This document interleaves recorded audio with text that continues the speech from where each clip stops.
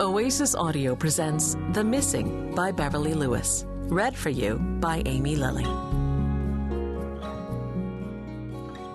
I stumbled upon my mother's handkerchief in the cornfield early this morning. Halfway down the row, I spotted it, white but soiled, cast in the mire of recent rains. Only one side of the stitched hem was visible, the letter L poking up from the furrow as if to get my attention. I stared at it, all the emotions of the past 3 weeks threatening to rise up and choke me right then and there.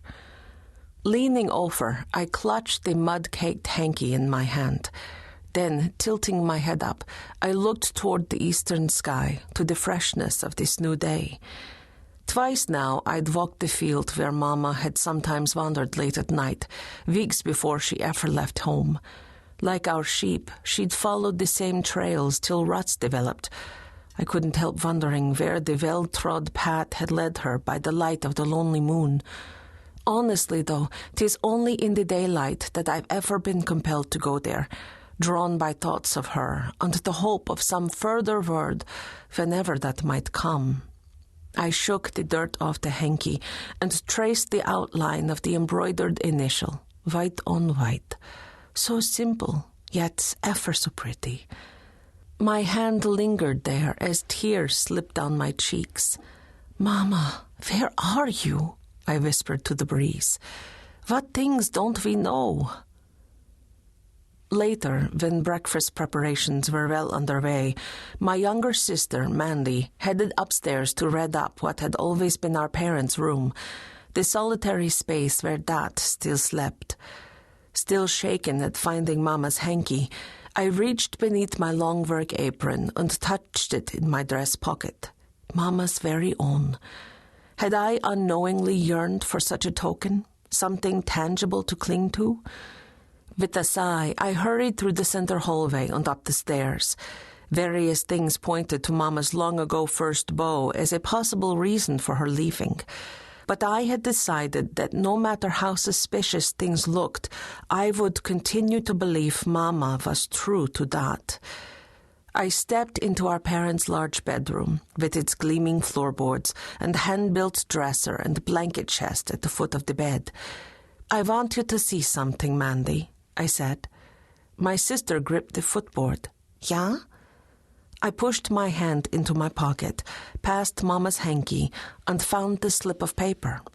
"Just so you know, I've already shown this to Dad." I drew a slow breath.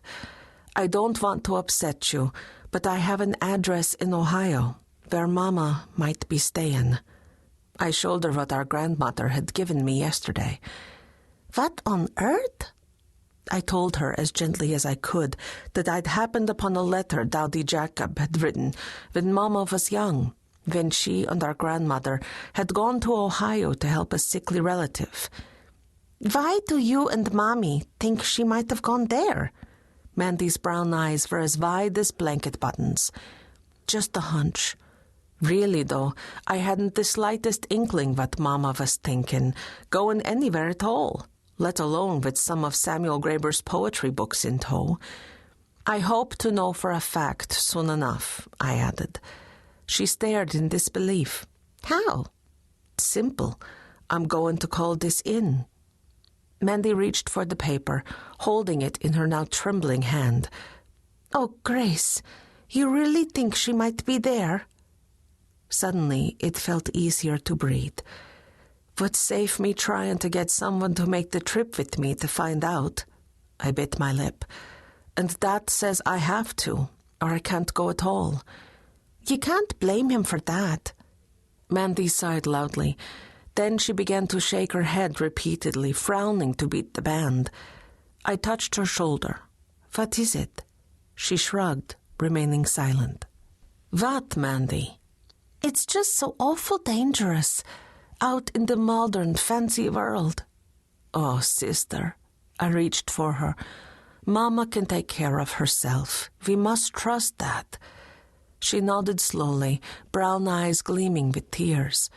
Then, just as quickly, she wiped her eyes with her apron and shook her head again.